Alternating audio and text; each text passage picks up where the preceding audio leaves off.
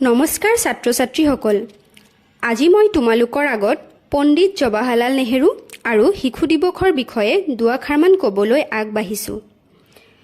1889 চনৰ 14 নৱেম্বৰ তাৰিখে উত্তৰ প্ৰদেশৰ এলাহাবাদ চহৰত আমাৰ সকলোৰে চিনাকি শিশুসকলৰ অতিকৈ মৰমৰ পণ্ডিত জৱাহৰলাল নেহৰু জন্মগ্ৰহণ কৰিছিল আৰু তেখেতৰ মৃত্যু হৈছিল 1964 চনৰ 27 মে'ত। তেখেতৰ পিতৃৰ নাম আছিল মতিলাল নেহৰু আৰু মাতৃৰ নাম স্বৰূপাৰাণী নেহৰু। তেওঁ প্ৰধানমন্ত্ৰী পদত একেৰাহে 17 বছৰলৈ কাৰ্যনিৰ্বাহ কৰিছিল। ঘৰুৱা শিক্ষাৰ দ্বাৰাই নেহৰুৰ সৰুকালৰ শিক্ষাৰ আৰম্ভণি হৈছিল।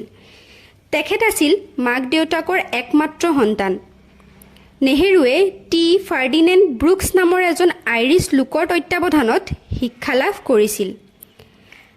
13 বছৰ বয়সত তেওঁ থিঅ'ছফিকেল ছ'চাইটিৰ যোগেদি প্ৰাচীন ধৰ্মপুথিবোৰ অধ্যয়ন কৰিছিল আৰু মাত্ৰ 15 বছৰ বয়সত ইংলেণ্ডলৈ গৈ হেৰ পাব্লিক স্কুলত নামভৰ্তিও কৰিছিল।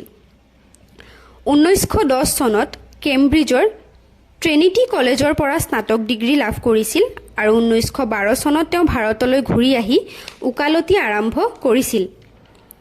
1916 চনত লক্ষ্ণৌ কংগ্ৰেছত তেখেতৰ মহাত্মা গান্ধীৰ সৈতে দেখাদেখি হৈছিল আৰু সেই বছৰতে তেওঁ কমলা কৌলকৰ সৈতে বিবাহপাশত আবদ্ধ হৈছিল।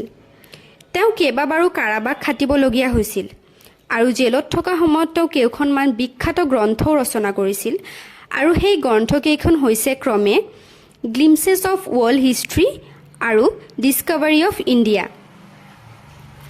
1945 চনলৈকে তেওঁ মুঠ 3262 দিন জেলত আছিল আৰু 1955 চনত ভাৰত চৰকাৰে তেওঁলৈ দেশৰ সৰ্বোচ্চ সন্মান অৰ্থাৎ ভাৰত ৰত্ন প্ৰদান কৰিছিল।